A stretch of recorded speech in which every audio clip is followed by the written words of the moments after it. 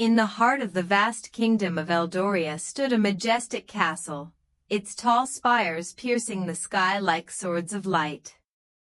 This castle was home to Queen Seraphina, a ruler admired far and wide for her intelligence, compassion, and unwavering sense of justice. From the day she ascended the throne after her father's passing, Seraphina had dedicated herself to building a peaceful and prosperous kingdom where no one suffered hunger or fear. But the world behind the castle walls was far from peaceful.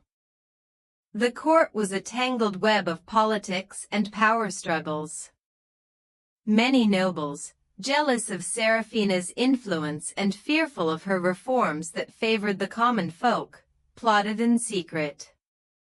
They whispered in darkened chambers, forging alliances with bandits, foreign spies, and disgruntled soldiers.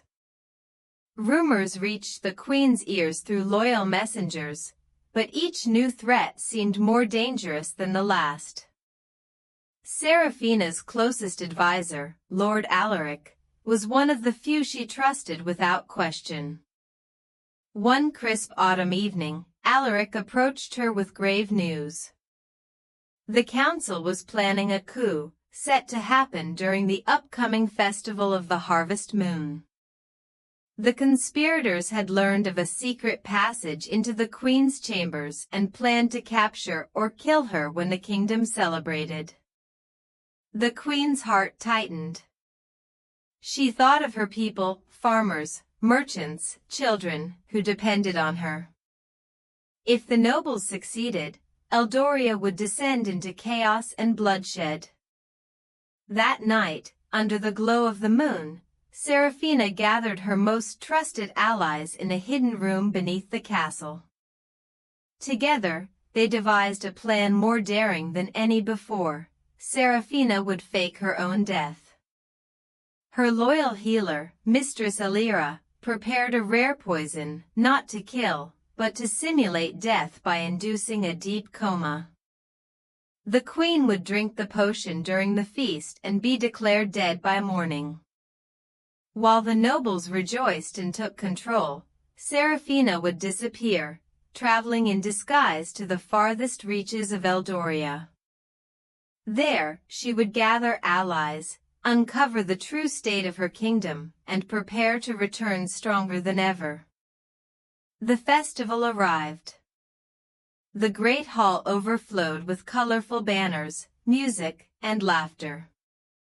Seraphina, radiant in a gown of midnight blue embroidered with silver stars, smiled at her people. Yet inside, she was calm and resolute. When the moment came, she drank the potion carefully. Hours later, she lay still in her bed, pale as marble. The castle was stunned. Tears flowed freely as the queen's death was announced. The conspirators celebrated their victory, their faces alight with greed and ambition. But the peace was fragile. Seraphina awoke in a secluded village weeks later, her body weak but her spirit unbroken. She disguised herself as a traveler named Sarah and wandered among the villagers. For the first time in years, she saw her kingdom without the gilded walls, the poverty hidden behind smiles, the oppression under the nobles' rule. The people suffered more than she realized. Fields were neglected, taxes were harsher, and fear hung heavy like a storm cloud. As Seraphina found strength in humility. She worked alongside farmers, helped heal the sick with Alira's herbs, and listened to the stories of hardship.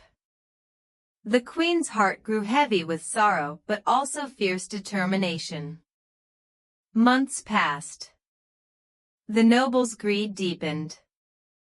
Some of her once loyal soldiers turned against the crown, corrupted by bribes and promises of land.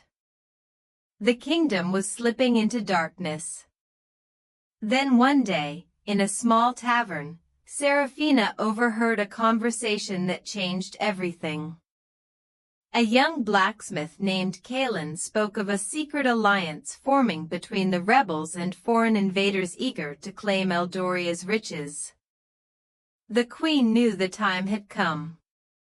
Using coded messages and secret meetings, Seraphina reunited with Lord Alaric and Mistress Alira. Together, they mobilized loyalists, common folk, outcast soldiers, and honest nobles ready to fight for the true queen. Her return was nothing short of miraculous. At dawn, she rode back to the castle on a pale white horse, her disguise shed like old skin. The people gathered in the courtyard, their eyes wide with disbelief and hope. The conspirators tried to resist but were swiftly overpowered by Seraphina's allies. Standing atop the castle steps, Queen Seraphina spoke to her kingdom. "I faked my death to protect you all, to understand your true struggles. I have seen your pain, your courage, and your loyalty. Together, we will build a kingdom where justice is more than a word, where every voice is heard, and where peace lasts forever." Her words echoed through the stone walls and into every heart. The traitors were brought to justice, and Eldoria began a new era under the wise and brave queen who outwitted death itself. Seraphina's secret taught her that ruling was not about power alone, it was about sacrifice, understanding, and love for the people. And so, the legend of the queen who faked her own death became a story told for generations, a tale of courage, hope, and the undying spirit of a true leader.